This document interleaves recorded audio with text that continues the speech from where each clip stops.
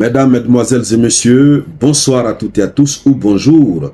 Cela dépendra de l'heure à laquelle vous recevrez cette vidéoconférence de l'unique samouraï que je suis.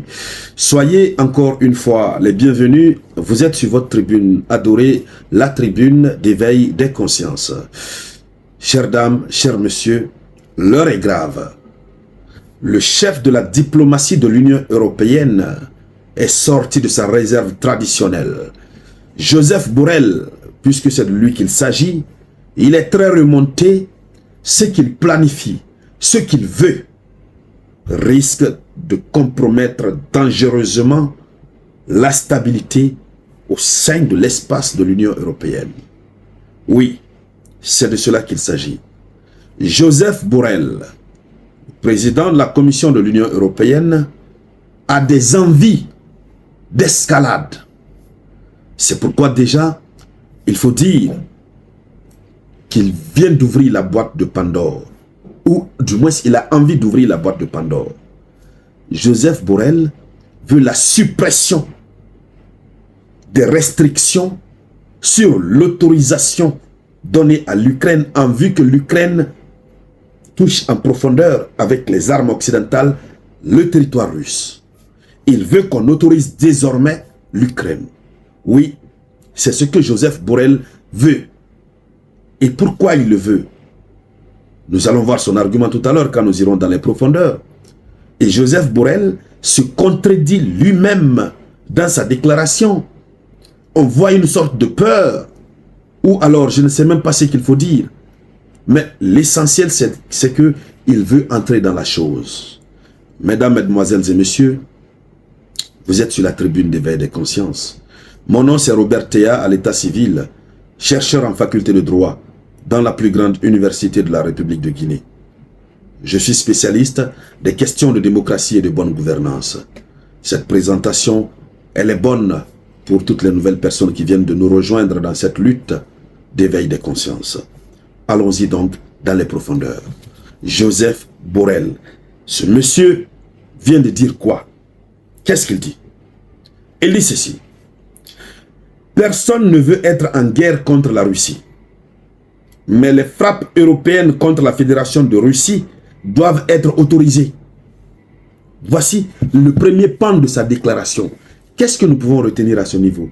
Il dit personne ne veut être en guerre contre la Russie. Mais les frappes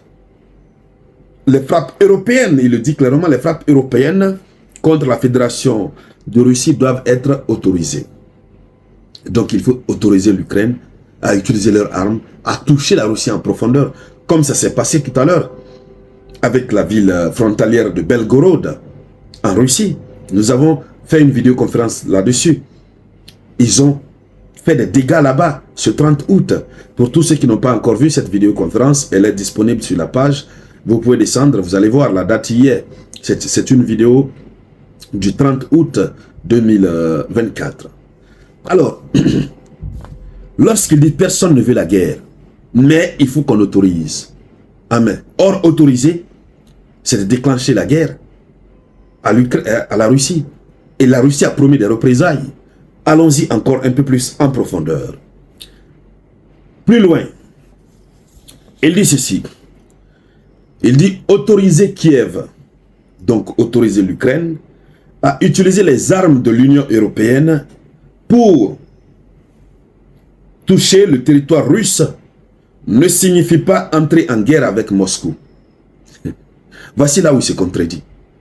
Il dit autoriser Kiev à utiliser les armes européennes pour frapper à l'intérieur du territoire russe ne signifie pas entrer en guerre avec Moscou. Donc, voici la règle du jeu que lui-même il fixe et il fait confiance en cette règle du jeu. Parce que pour lui, le faire ne veut pas dire entrer en conflit avec la Russie. Or, la Russie l'a dit. Quiconque autorise Kiev, quiconque envoie les armes à Kiev, et ensuite autorise Kiev, ce qui veut dire que cette personne est en conflit directement avec la Russie. Et c'est ce qu'il est en train de vouloir balayer des revers de la main avec des jeux de mots qui ne vont servir qu'à aggraver la situation. Mesdames, Mesdemoiselles et Messieurs, allons-y encore un peu plus loin dans les profondeurs. Mais rassurez-vous, d'avoir sécurisé la vidéoconférence.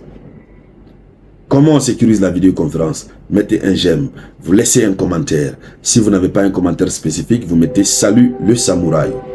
Ensuite, vous partagez à partir de là dans les groupes WhatsApp, Telegram, Messenger, Facebook et autres. Alors, il continue.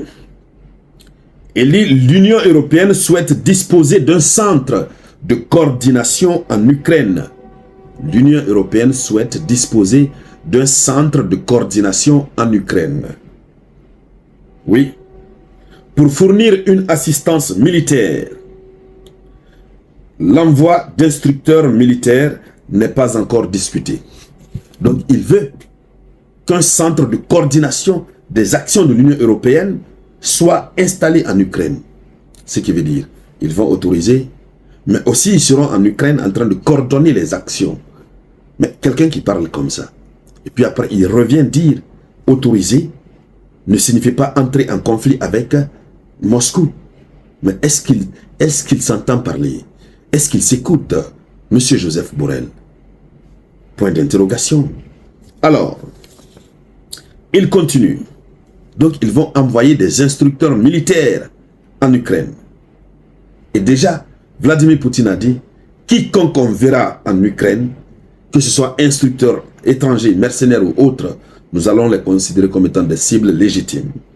Il continue. Il dit qu'il va proposer au chef des ministères de la Défense de l'Union européenne de renforcer la mission de la formation pour l'Ukraine. Donc, ce sont ses perspectives. La décision qu'il vient de prendre, comment la mettre en œuvre, ce sont là les perspectives. Donc, il va proposer au chef des ministères de la Défense de l'Union européenne de renforcer la mission de formation pour l'Ukraine, d'augmenter le nombre de militaires ukrainiens formés. Et il faut aussi rappeler que depuis le mois de mars, l'Union européenne avait promis 1 million d'obus.